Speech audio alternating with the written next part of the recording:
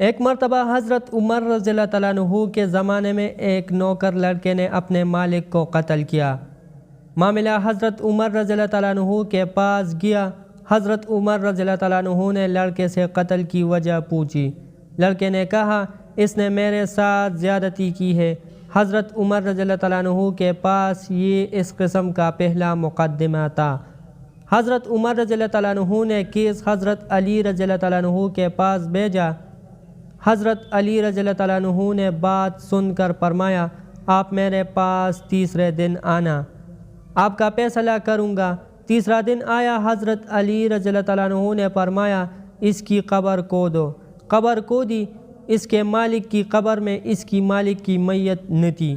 حضرت عمر رضی اللہ تعالیٰ عنہ نے فرمایا، لڑکا سچا ہے، کیونکہ نبی کریم صلی اللہ علیہ وسلم کا فرمان اقدس ہے، جو مرد کے ساتھ بدپیلی کرتا ہے، اللہ تعالیٰ اس کو تیسرے دن قبر سے اٹھا کر لوط کی قوم میں ڈال دیتا ہے۔